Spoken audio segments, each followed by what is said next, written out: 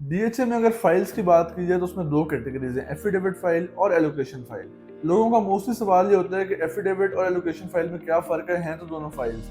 अगर हम डिफरेंस की बात करें तो डिफरेंस तो ज़्यादा नहीं है, बस आप कह सकते हैं कि प्राइस में जो है वो डिफरेंस होता है। एफिडेविट फाइल जो है महंगी होती है, एलोकेशन जो है वो सस्ती होती है।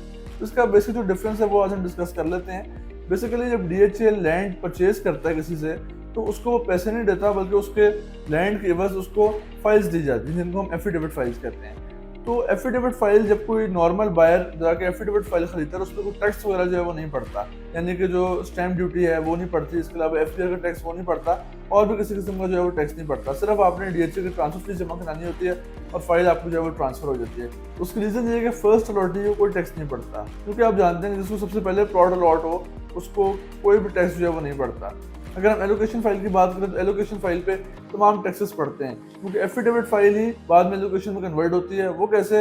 ऐसे कि जो पहला बायर होता है एफिडेविट फाइल का, उसके बाद वो फाइल एलोकेशन बन जाती है।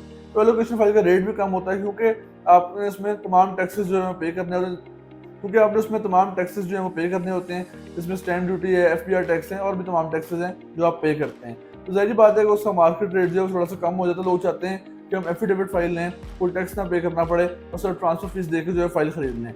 दोनों फाइल लेने में कोई हर्ज नहीं है, दोनों फाइलों की नोयत सेम है। सिर्फ आपको रेट में एडवांटेज जो है वो आपको एफिडेविट में मिलता है कि वो सस्ती मिल जाती है, और एलोकेशन थोड़ी सी महंगी मिलती है। क्योंकि अगर आप फाइल्स की ट्रेडिंग देखें तो उसमें लाख 2 लाख रुपए भी काफ़ी मैटर करता है। तो ये वीडियो बनाने का मकसद ये था कि लोग अक्सर सवाल पूछते हैं कि डीएचए में ये एलोकेशन एफिडेविट का चक्कर क्या है, और इतना ज़्यादा इसकी जो है वो बात क्यों की जाती है, और इतना रेट का क्यों फ़र्क होता है। तो ये एक इन्फॉर्मेटिव वीडियो थी जिसमें मैंने आपको बताया एलोकेशन और एफिडेविट का फ़र्क। अगर आपको इस वाले से क्वेरी हो या आपको फाइल्स वगैरह बाय करना चाह रहे हो डीएचए में, तो आप मुझसे रब्ता कर सकते हैं। मेरा नाम है उमर फ्रॉम कैरेट मार्केटिंग।